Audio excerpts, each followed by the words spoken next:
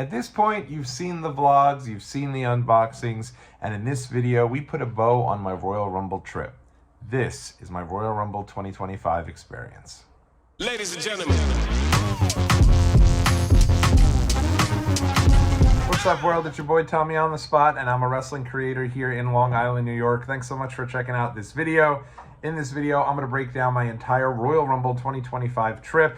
At this stage, hopefully you've been able to check out some of the content that we've put up here on the channel. We put up a 4-day vlog breaking down each day of the trip and showing you all the footage from that trip.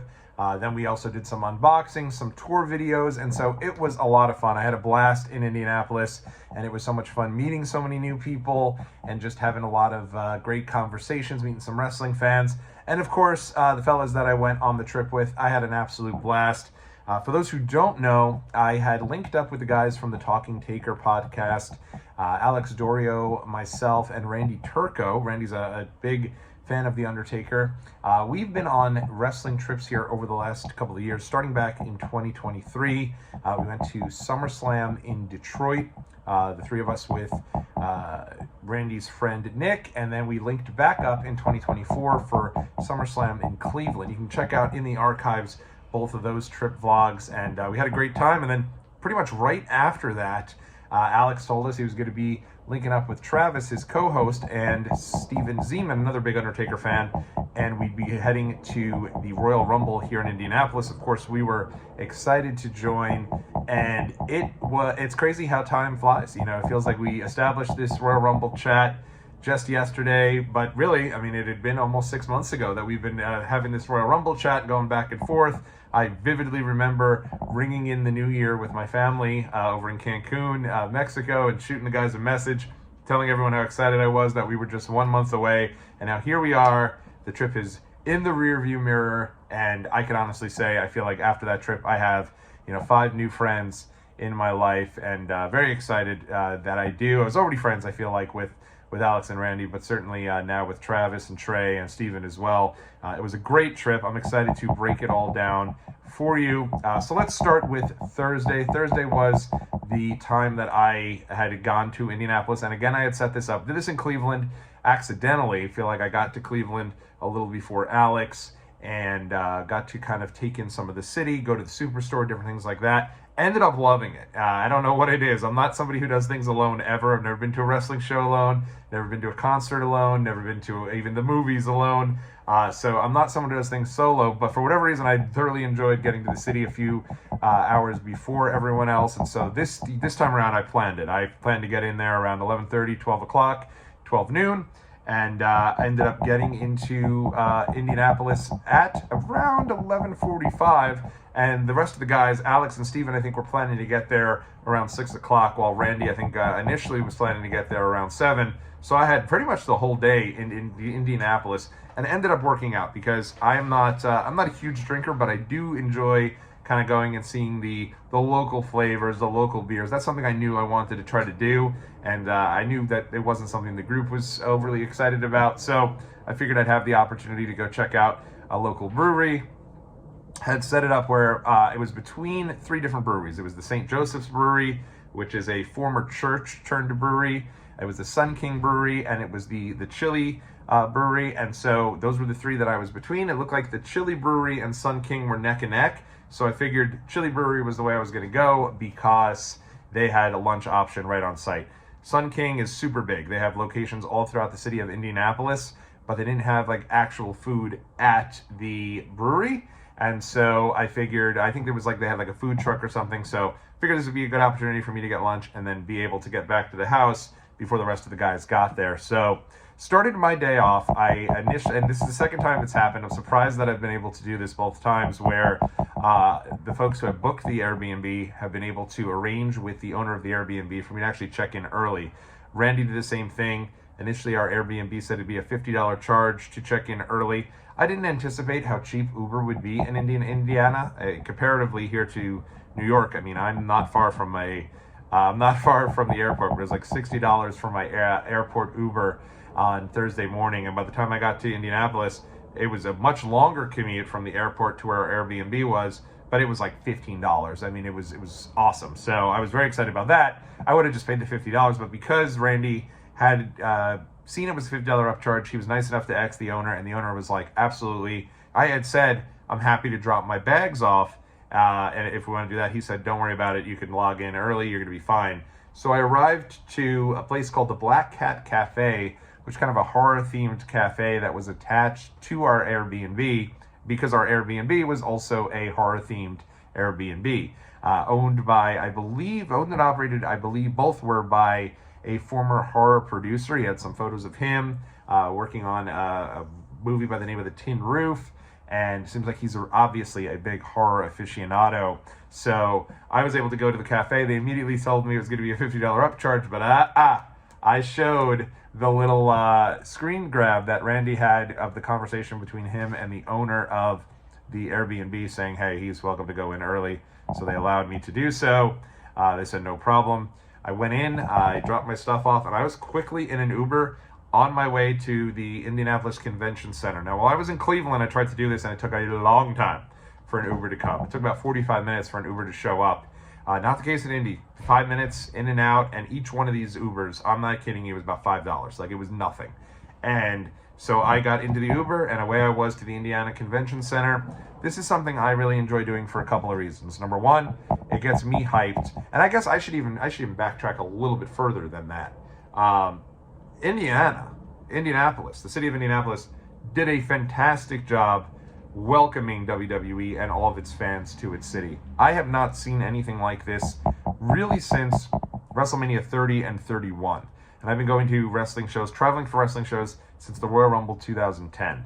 So that should tell you it has been that long, really 10 years, since I've seen a city open its doors and make you feel like the second you arrive in that airport, you are there for WWE and you're excited to be there for WWE. And so for me, it was awesome. I walk in there, saw some big signs welcoming the Royal Rumble, saw some of the pictures of some of the different people competing on the show, and there was actually stations set up where you could create your own signs. I wasn't about to sit down. That's more so, I think, something for the kids, but it's very nice.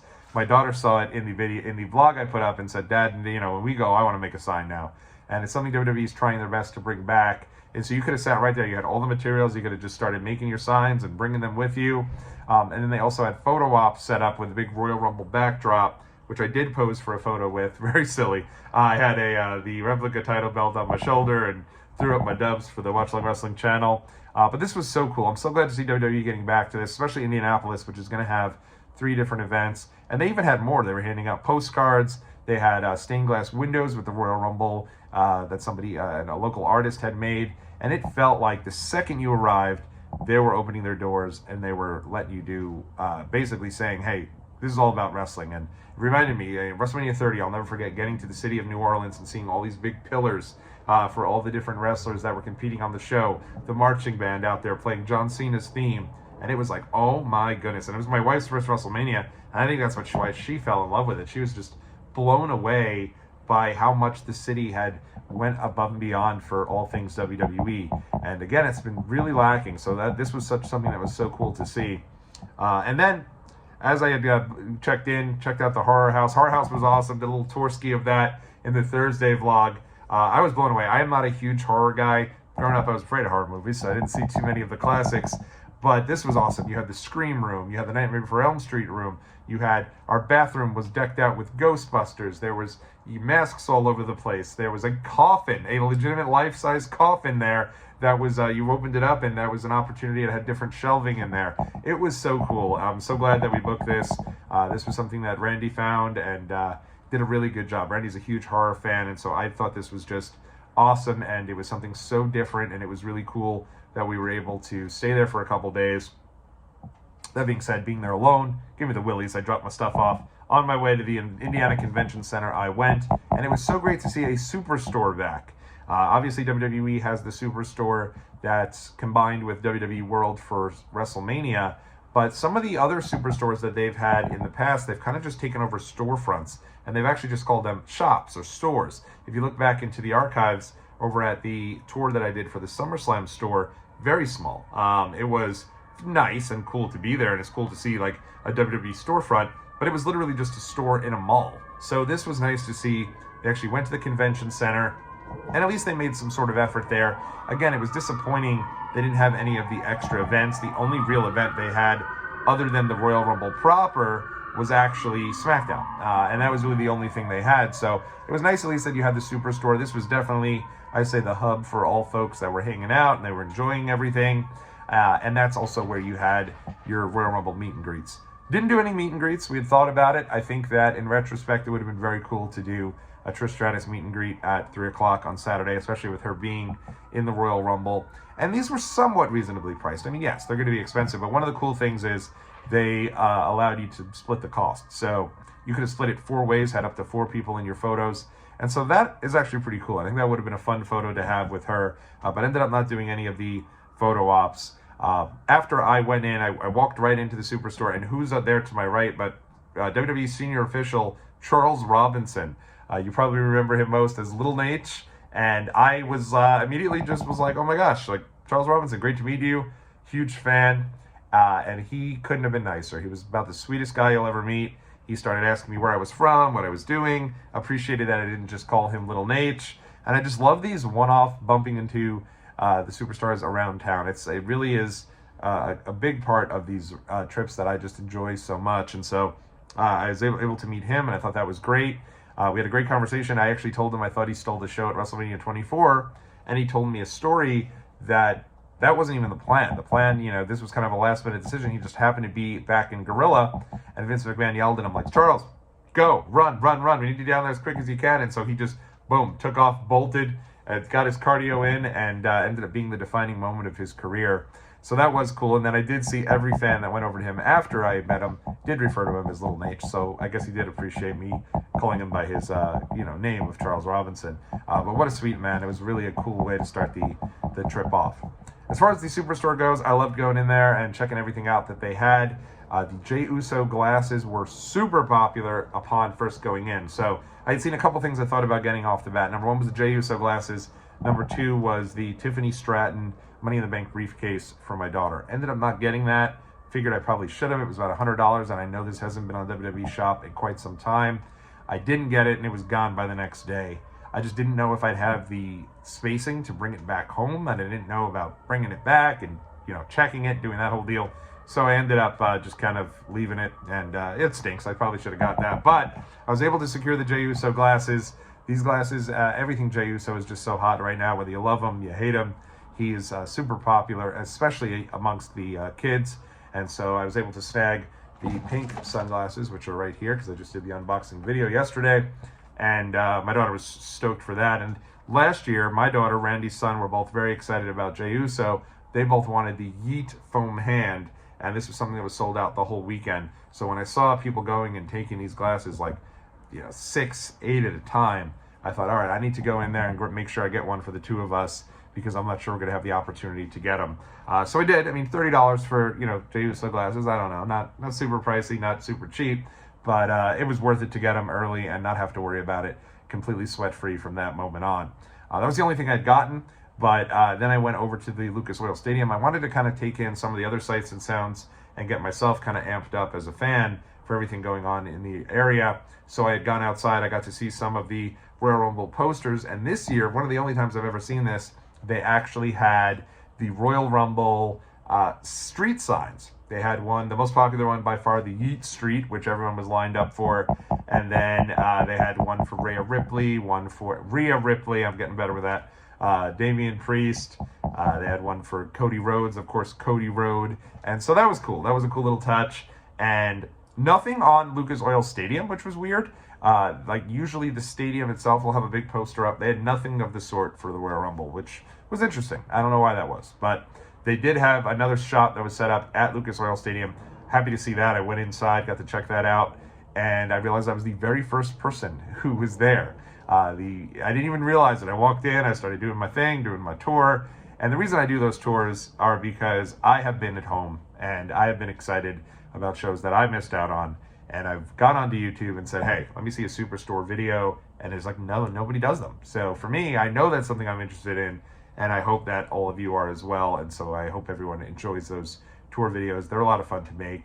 But there I was, completely in this empty Lucas Oil Stadium team shop, doing a video and a tour of everything they had there. Loud as can be. No one ever stopped me, nothing.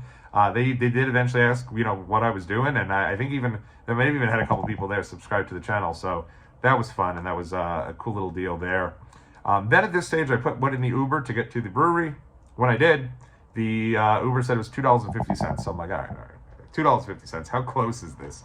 I put in, it was about a mile away. So I saw there was a little nature trail, and I got to basically just walk all the way down from the convention center straight to the brewery. Great brewery. I can't put it over enough. The Chili Brewing Company. I went in there, and the head brewer was about the nicest guy you'll ever meet.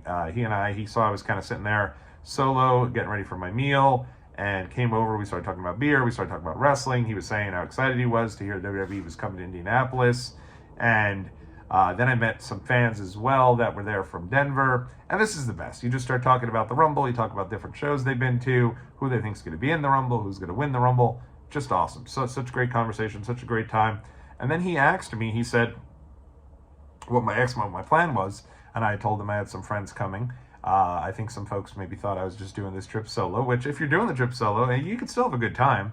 And so I told him I'm waiting. They're going to be there a couple hours. And he's like, are you going to any other breweries? And I said, no, I don't think I have enough time. And he's like, well, you do. He's like, where are you staying? So he showed me where I was staying. And he set me up with the perfect pub crawl that I ended up doing solo. Took the Uber, did two different, at each place I usually just do a flight, the 3 top beers that look the best to me, and then I'll usually ask the brewer what they recommend. So yes, it's 4 beers, but they're also small. They're usually between 4 to 6 ounces. And so I got to have the flight there, and I had a meal. It was like a buffalo chicken wrap with cheese curds, just throwing caution to the wind with any sort of diet that I try to maintain.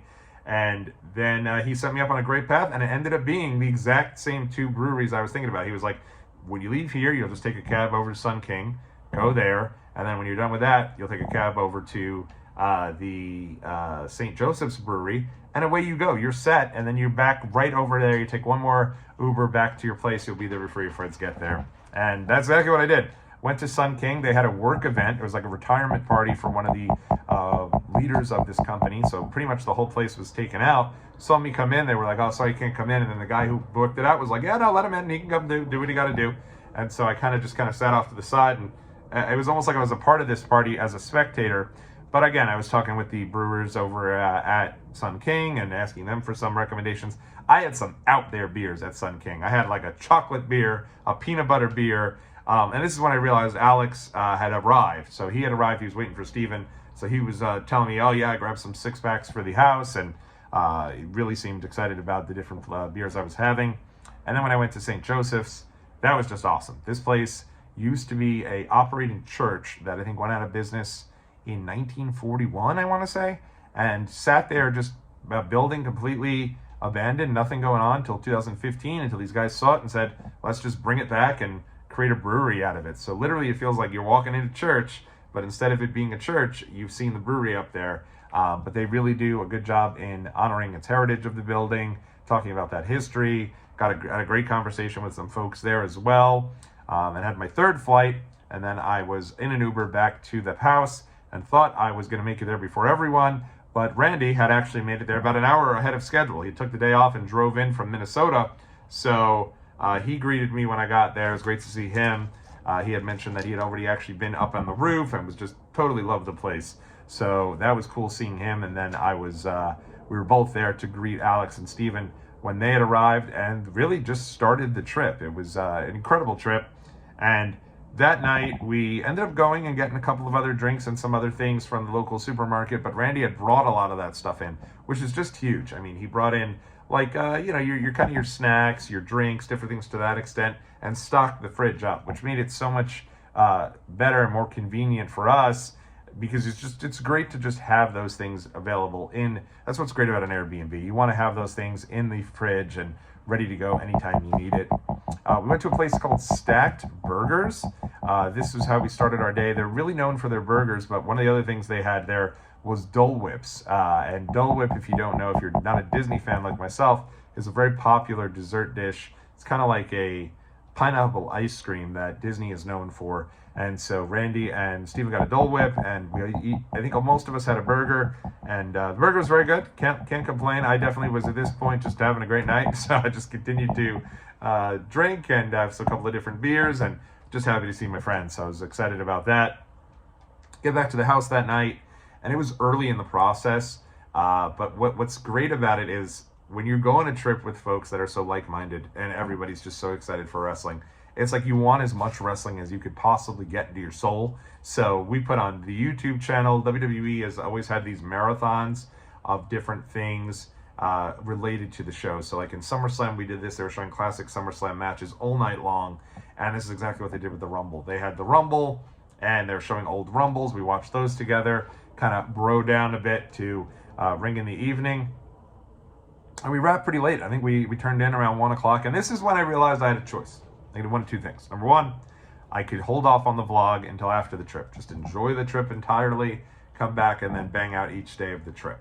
But I do this channel because it is, watch along wrestling. And so my goal with this channel is always that if you were sitting at home and you can't make it to the Royal Rumble, you can at a minimum follow along with this channel, and it'll feel like you were here in the city with me, watching along and enjoying the trip. And so I decided at that moment that no matter how tired I was going to be at the end of each night, I was going to bang out a vlog and put it up at the end of each one of the nights, and committed to it. And I enjoy doing that. It makes me maybe very sleepy, maybe very tired. But at the end of the day, it was a lot of fun. It was so great to do it. And so I put up that vlog. I was watching I put up that they had Stephanie McMahon was on the Pat McAfee show. I watched her on there. I saw Hunter going into the Hall of Fame, that announcement at WWE headquarters. And so it's like you're getting ready for the Rumble with everything going on in WWE. Next day, we got up early. One of the things, Randy is so great, he puts together an incredible itinerary for us to follow along with. But I will say that you're usually up very early and usually going to bed late. We have stacked days. I am willing to say that in the 4 days I was there, and I had 4 full days, started early Thursday, was the last one to leave on Sunday. No FOMO for me. And I will say that you get so much out of the trip. We do so many different things. I think that if you went down there for a week to Indianapolis, I'm not sure you're going to do as many things as we did. So we were up and at 'em early on Thursday and made our first trip, Friday rather, made our first trip to the Black Cat Cafe, which again was adjoined to our Airbnb. They had some really great mixed drinks. They had okay breakfast, but certainly their mixed drinks were unbelievable. I had a great latte to start the day there, and I just love taking in the horror each day.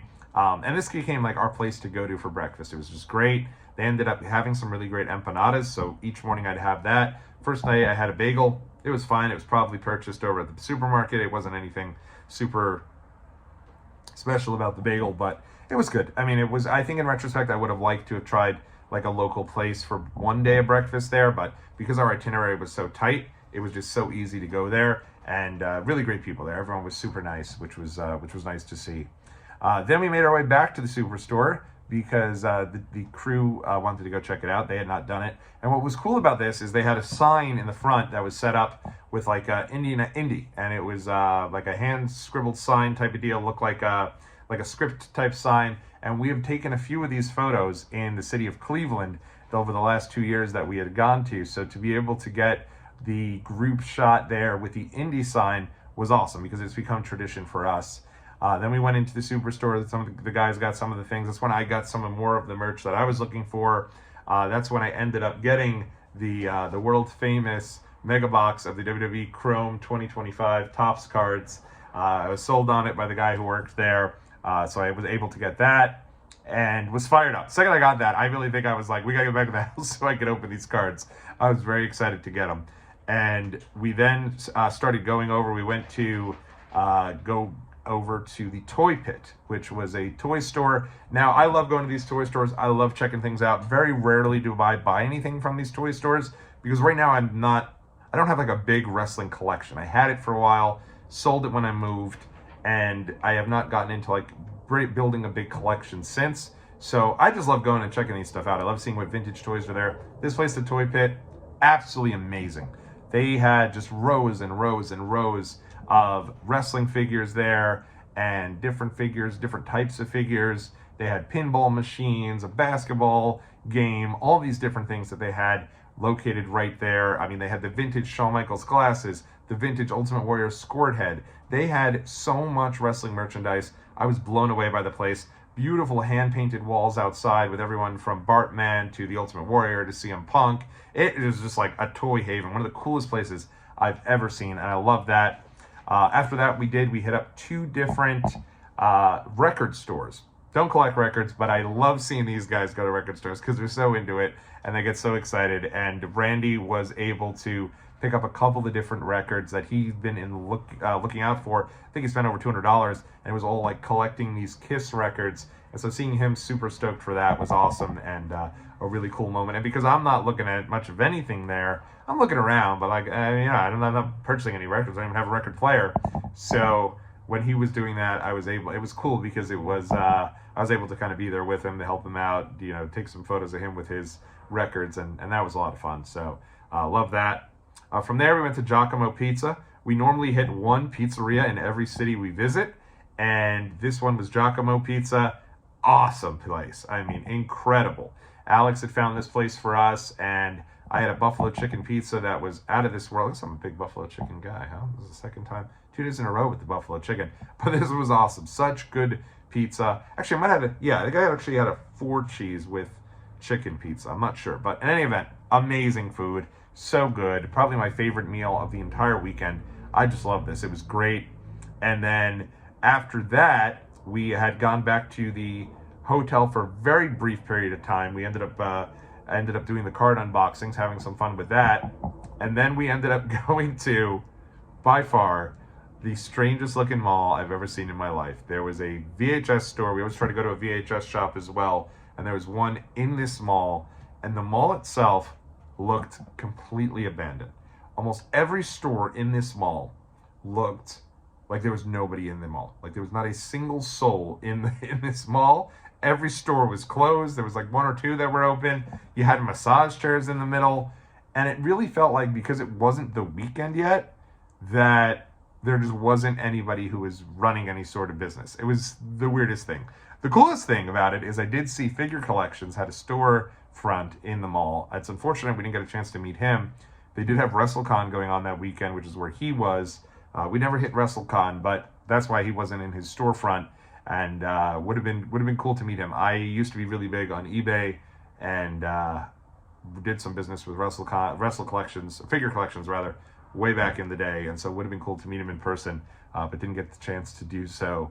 And so that was kind of the choice there. Interesting mall, strange part of the city. This Indianapolis felt like this beautiful city throughout the whole time we were there, and then you had this really weird part of the city that had this mall. So we went there, then we went to Target. Thought Target, just to get a couple of different pieces there, maybe do some fig hunting. Coolest thing I saw there was the new Evolution 3-pack that WWE Mattel put out. I thought that was really neat. Didn't end up purchasing it. And then it was time for our big activity of the evening. It was about 5 o'clock at this stage, and we were heading to go check out the Indy Fuel. They are a minor league hockey team, and it was wrestling night at the Indy Fuel game. I think for us it was probably between wrestling night at the Indy Fuel game and SmackDown. SmackDown was a 3-hour show. We were already going to the Royal Rumble. It's almost like, how much live wrestling do you need? And when are we ever going to have the opportunity to go to a random minor league hockey game again? So we decided to do that. I think the only thing I would have loved to do is to go there for the press conference, the kickoff event rather, before the Rumble, where they had Triple H there with Michael Cole, Pat McAfee, Tyrese Halliburton. They've usually done these outside, I guess because it's freezing cold. They did it inside of the building before SmackDown, so you would have needed a ticket to SmackDown in order to see that. But that is a cool thing. Like I think I would have thoroughly enjoyed that. We got to the Indy Fuel game, and the big part of this, I guess before we even got there, we were heading there, but then we still had to stop on our itinerary for some food, which was Torchy's Tacos. I've heard a lot about Torchy's Tacos. I've heard people have really enjoyed them. So we did decide to go to Torchy's Tacos. Really good food. It was happy hour. They had some great frozen drinks. We didn't have much time there, so I didn't get too much of my frozen drink down because it was so cold. But what ended up happening is we went to Torchy's Tacos, ended up getting into the stadium, I want to say early. I mean, the game didn't start till 7, so we got there between 6 and 6:30. And because it was a wrestling night, the Iconics were signing autographs and taking pictures there. Obviously, Peyton Royce, Billy Kay, And they're somebody who I was a fan of back in 2019, and I remember being really excited for their big win of the Tag Team Championships at WrestleMania 35. I was there live for it, and so I was really excited to meet them. This was probably the one part of the entire weekend I would have changed, not because I didn't have a great time at the Indy Fuel game. I did. They have a great following. Fans are out there pumped for them. It was so cool being in like a small, intimate venue for a hockey game, which if you've never been to a hockey game, it's one of the most fun live experiences you could ask for. But they were not clear about when the Iconics were going to be signing. Had they told us right from the start, we'd have made sure we were there. We probably would have skipped the trip back home, just gone straight to Torchy's Tacos, and away we would have been to get to the arena. They never did tell us when they were signing. We thought maybe it was start of the first period, during the game, maybe after the game, and everybody I asked gave me a different answer. It actually was before the game, and so we missed them. They signed at 5:30, and that was tough. That was disappointing. I wouldn't say it was like a total backbreaker or anything, but I think if we had at least known that they had already signed, then we wouldn't have spent the first period of the game walking around the corridors and trying to see where they were and trying to find them. So missed seeing the Iconics, which was disappointing. But the good thing is once we found out they had already signed, it was over. We kind of, we grabbed the official Indy Fuel beers that they had there, their official beers, grabbed some food, and just really took in being there live for this game. And it ended up being a great game. Alex was there for his local team, the Greenville Swamp Rabbits, and they ended up winning the game. But it was great. They were up 4-1 in the third period. Indy Fuel had battled back, ended up losing 4-3, but the crowd was pumped up for it. We all did a big 10-9-8 countdown, getting ready for the Rumble. For the final 10 seconds of the game, which people who were there also for the Rumble were excited for it. But that's a fun time and cool. Like you could tell, probably a lot of people go there, have season tickets, probably relatively inexpensive, and they just love going there and supporting the team. So it's cool. It was a really fun night there. Ended up getting back to the hotel Airbnb, and the thing about this was that, I mean, when we got back, I want to say it was around 11 or so, Travis and Trey were still on their way. They were about an hour out. So we ended up just kicking it back at the Airbnb, played this card game known as the Royal Rumble card game, and it was incredible. It was so it took us a long time to figure out how to play the game. But once we figured it out, it really felt fun. I mean, it was a good time. It was cool to play like this Royal Rumble card game. If you go and you watch the footage that Alex Dorio put in his vlog, it looks like we are struggling, and that is because it took us a while to figure out the instructions. But again, once we started playing it, it was fun. It was like we were having our own little Royal Rumble, had some of the old classic matches playing in the background. We watched the WWE Vault put up a Royal Rumble found footage. The found footage is incredible. It's like this footage they found from like back in the day, backstage footage of the live crowds, anything they could find. They put it together in like just a big mishmash of footage. And it leads to some of the most fun stuff they have on the WWE Vault. I cannot recommend those footages enough if you haven't seen them. And that was really something that was really nice and cool for us to all watch and kind of enjoy getting ready for the Rumble. And then Travis and Trey showed up. And, they, even though they had gotten there the next day, it was like they're just, boom. The second they got there, we were all just having a blast. We were having fun. And they brought over some more, really good hot butter cider. They had a ton of food and drinks. I got water, which was probably good. We needed some hydration.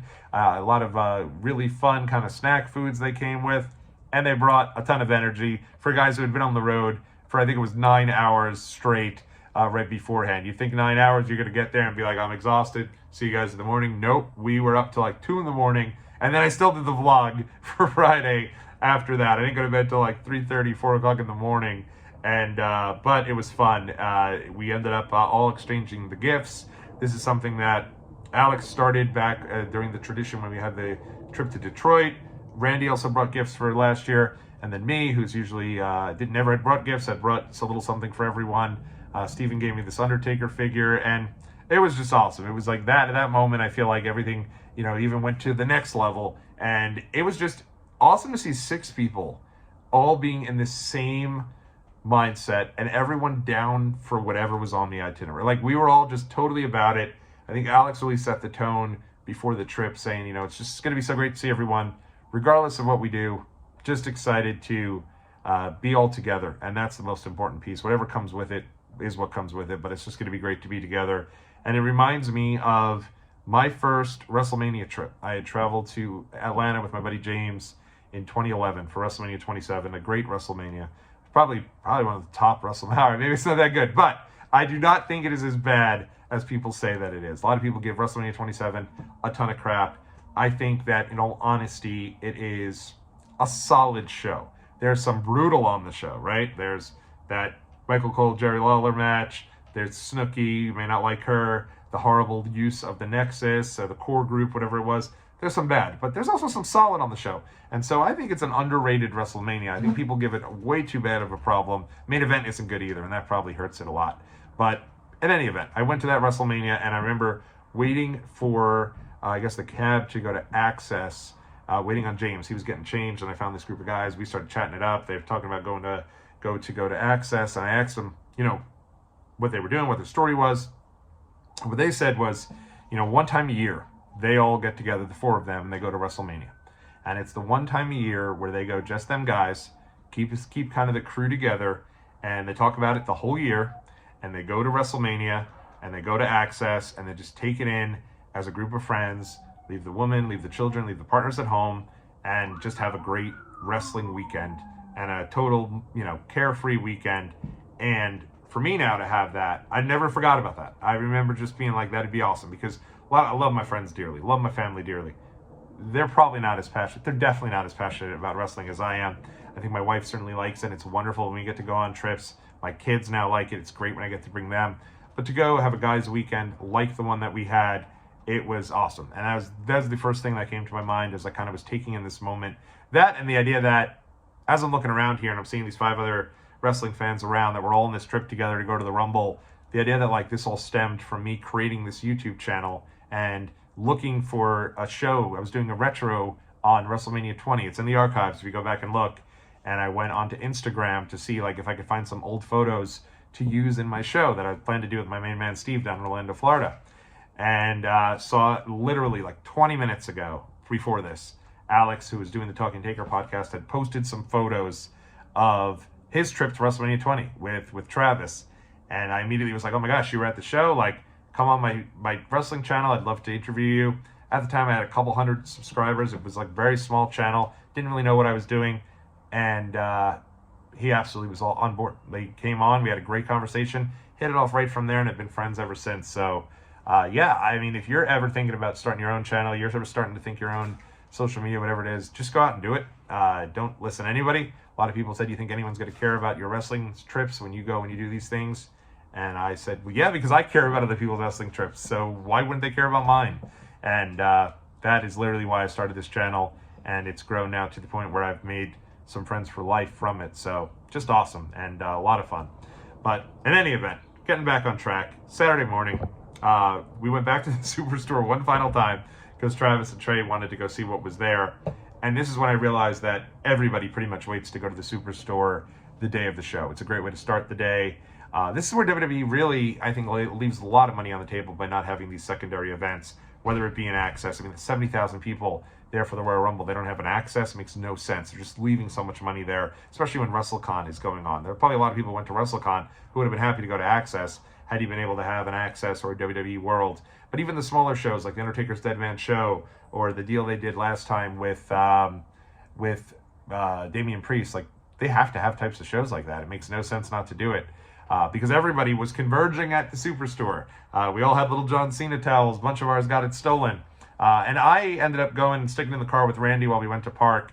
And the guys went to the Superstore. And it was nice because Randy and I kind of got some time to kind of do our own thing walking back there. I got a photo in front of the Royal Rumble sign. Got to take in some of that. And it's good to kind of, while you're in a large group, we're all doing the same things, have your time with, each one or two people, have those conversations. And that's kind of what we got a chance to do. And then we went back, everyone got some of their merch. I think at this point, we realized the merch was really deplenished at this point because so many people were doing it. And then we really started our day before getting ready to get over to the to Lucas Oil Stadium. So after the Superstore, we headed over to the Soldiers and Sailors Monument.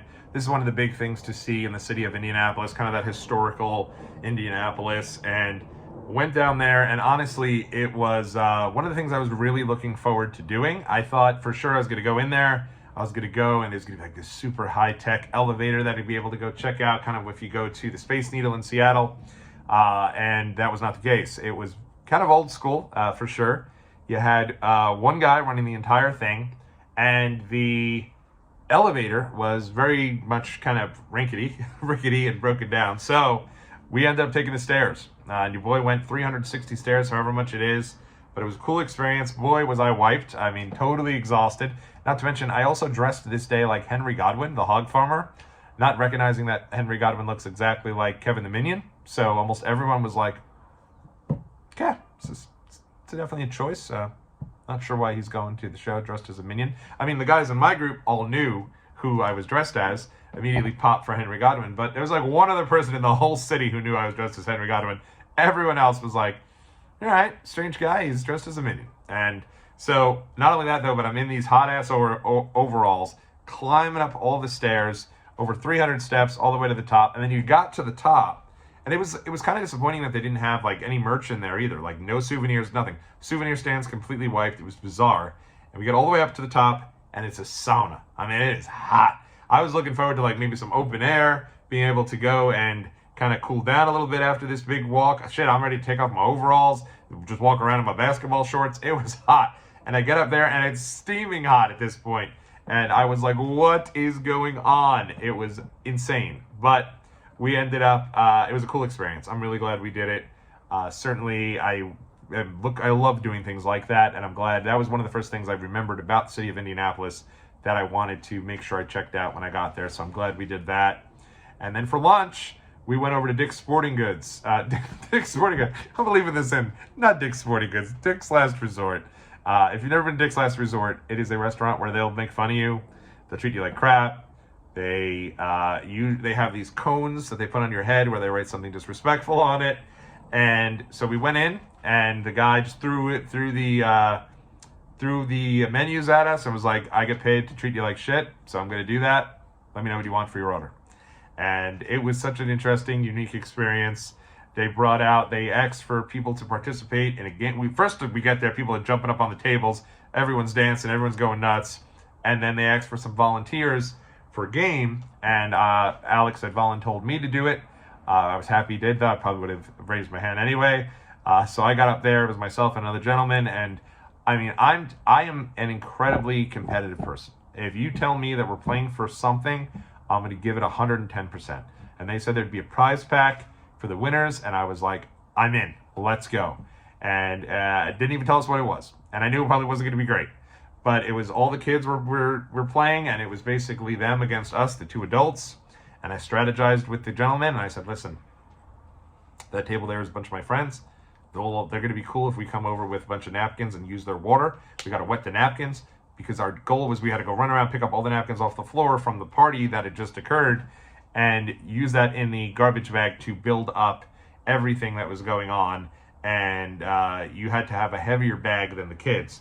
So I took this super serious. I'm running around like a maniac going this, that, and the third. At the end, I'm like, how heavy is our bag? Guy gives me the bag, and I'm like, yo, we got this. Like, it is a wrap. We're going to destroy these kids. It's over. We're going to win. I'm so pumped. And then we go through, and the people who work there start using like a stick to see if there's anything hard in our bag. And I'm like, nope, just napkins. You didn't say we couldn't wet the napkins. So again, now my crew's also hot. None of them could drink any water because I've used the gross napkins to kind of water it out. And as it turned out, my partner, while I'm running around, I did say, just carry the bag, follow me, I'll get everything in the bag. He took it upon himself to throw a couple napkin dispensers in with these napkins, took it upon himself to put some plates in with these napkins, which were against the rules, and we got disqualified. And let me tell you, I was crushed. My spirit was broken.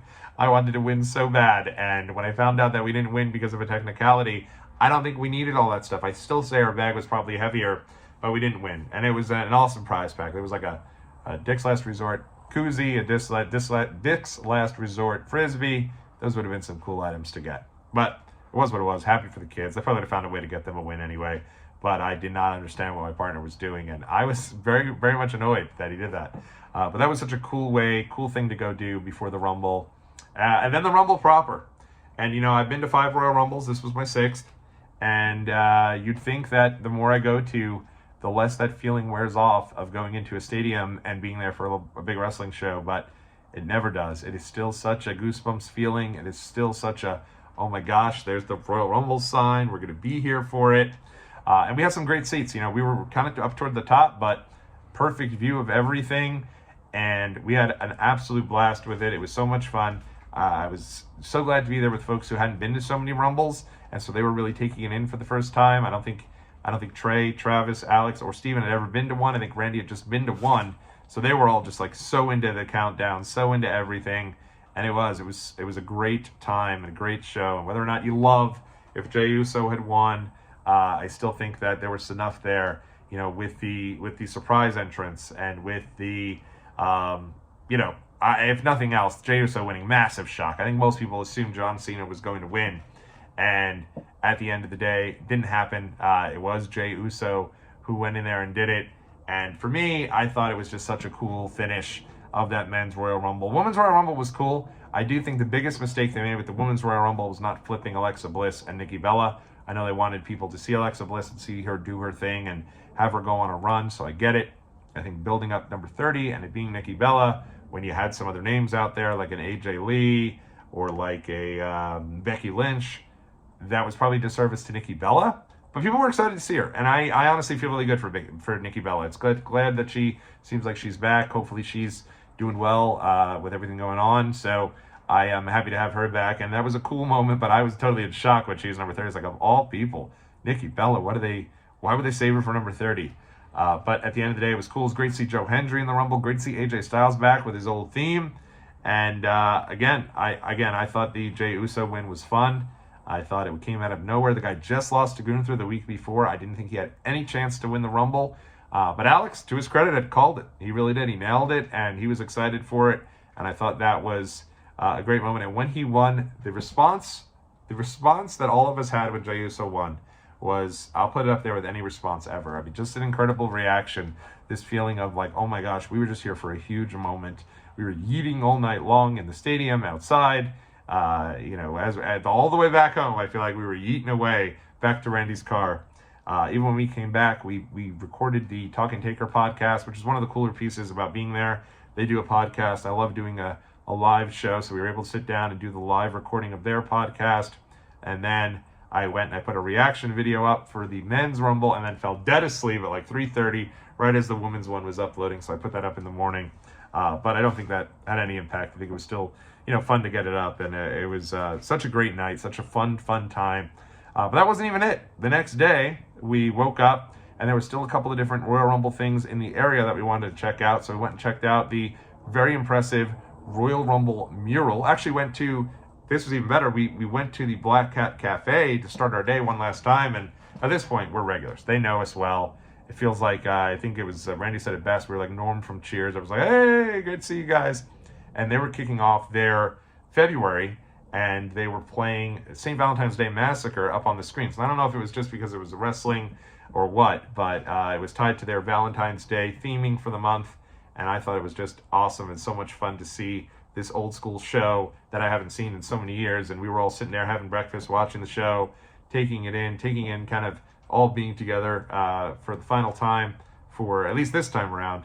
And so great to Black Cat Cafe. Couldn't put it over enough. It was such a cool way to start our day each day. And then made our way over to see these other Royal Rumble pieces. We started with the Royal Rumble mural. That was hand painted, I think it was, by that art studio right there. So they had that all set up. It was beautiful, great for photo ops, great to go check out. And then they also had, at the Children's Museum, they had some dinosaurs that were out there in front, and they decked out the dinosaurs. It was the museum's birthday, but they also added a world title belt on the paw of one of the dinosaurs, and so we got a little photo with him there. From there, we did go over to the Checkered Flag Tavern, I want to say it was called, for our final meal. This place, weird vibe, can't lie, but very good food. And I would say weird vibe because like it was a weird clientele. It was a little strange, but they treated us really well there. Food was out of control, really good. Had a great brisket sandwich, probably my second favorite meal, right behind the pizza of the whole weekend. And it was super solid. And then we ended our stay going to the Toy Drop, which is on the toy store. That was fun, and then that was it. We all headed back to the airport, got some time with Alex and Steven after Randy dropped us off, because we all had flights. The rest of the crew took off in their cars. And I walk into the airport. I went and did my, I had basically gone through. I do have the TSA pre-check, which saves me a ton of time. I don't have to deal with the folks that don't have a clue what they're doing traveling. So I went through, breezed past it, got through, and then there was like 2 different veer-offs. There was one that was to the gates. There was one that was back into the corridor. And I had taken a phone call, wasn't paying any attention. Then my wife had called, and I moved over to the left side, which was back to the baggage claim. And I saw it like in 2 seconds. I noticed, I was like, oh, wrong way. Went, turn around, go back around to the gates. And the gentleman who was working security absolutely went nuts. He was like, no, you can't do that. Absolutely not. I don't care. You can't do it. He hits the alarm. I was like, oh my goodness, what is happening? Am I getting arrested here? Like, what is happening? And he's like, if you don't stop complaining, you're going to go, and that's going to really be it for you. I'm going to call the police, and you'll have to talk about it with them. And it was what it was. I then had to go back through security a second time. It wasn't a big deal, but only me did something like that happen to. It was completely ridiculous. So in any event, what had occurred after that was even a really great send-off for the weekend.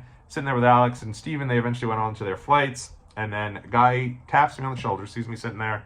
I had my stuff all sprawled out. I had Shake Shack for, I guess it was dinner. And then I'm sitting there with my food, and swig of water for the working man. Comes over to me, and he goes, hey, buddy, is that Tommaso Ciampa over there? And I look over, and I'm like, obviously it's Tommaso Ciampa. Like, I don't know what the guy was doing. I don't know, he was just telling me it was him. So look, it was Tommaso Ciampa. So I went over, saw he was ordering his food. He was by himself. So I kind of just walked over, said I was a big fan, and asked if he'd mind getting a photo. Couldn't have been cooler, couldn't have been nicer. And we got a little photo together, and that was such a fun way to end the weekend, because Travis's buddy Trey, who came on the trip, looked exactly like Tommaso Ciampa. So we kept calling him Tommaso or Ciampa the whole weekend. So when I saw Tommaso Ciampa on that line, I was like, listen, I don't want to be a mark who's going to go over and bother the guy when he's getting food. But I needed that photo with Tommaso Ciampa. I knew there'd be no bigger pop in the group message than sending everyone a picture of me with Tommaso Ciampa. And it was, and it did. And again, it was really cool to get that picture with him, and that he was generous with his time, because I know folks in the airport are tough. But honestly, I've always felt, when it comes to seeing wrestlers, if you are a normal person and you're respectful and you go over and you just say, hey, I'd love a photo, they're usually cool. And maybe they'll say no. Maybe they'll say, actually, bud, I'm good. Thanks. Sorry. And that's fine too. But for the most part, I think they're fine. I think it's when you're going over for autographs and crap you're going to resell that they don't like that, and who could blame them? So anyway, great time on this trip. If you've went with me here for this full, almost an hour that I've talked through, that's why I needed that swig of water. You know, I'm gonna grab one more. I'm gonna grab a bonus swig of water for the working man. But hopefully you enjoyed my experience. Again, I thought Royal Rumble was great. Hopefully next year, one change I'd make for the Rumble is that if you're going to put people in the Rumble who are not surprise entrants, they should be announced ahead of time. Men's Rumble had 12 entrants, so 12 slots that were not named ahead of time. And so I think if you did that, and you had 12 different entrants that were, with nobody announced ahead of time, you just immediately think, oh, it's going to be surprises. It's going to be Rumble 2012 all over again. So you start going through your Rolodex, Rusev, Aleister Black, all these guys you think are coming back. And instead you only got, I think it was 2 surprises, a third because Akira Tozawa was taken out and ISO Speed was brought in there. And I do think that what it leads to is like some of the folks that work hard all year, like a Sheamus, like a Dom Mysterio, Finn Balor, when they come out, it's almost like, they took one of the slots of those surprise entrants, didn't they? And I just don't know why they don't do it. If you're going to have 27 entrants of folks that are on your main roster, just announce them ahead of time. That's my only gripe with the Royal Rumble. Other than that, great show, a lot of fun, and I had a blast. So hopefully you did as well. We're going to keep going here on the channel. Got a lot of fun stuff coming up. I've been enjoying, right now I'm very big on the WWE content. So plan to watch a good amount of it, enjoy it, and when I do, I always try to come on here and talk about it with all of y'all. So again, thanks for all the support this weekend, this whole week. It's been so much fun, and lots more fun stuff coming up here on Watch Along Wrestling. Before you know it, I'll be heading back to another show, about 3 to 4 that are in the works. I don't know if it's going to happen, but about 3 to 4 different things in the works over the next 2 months. So stay tuned. We'll see how many we get to. Regardless, it'll be a fun time. Thanks again, and have a wonderful weekend. Take care.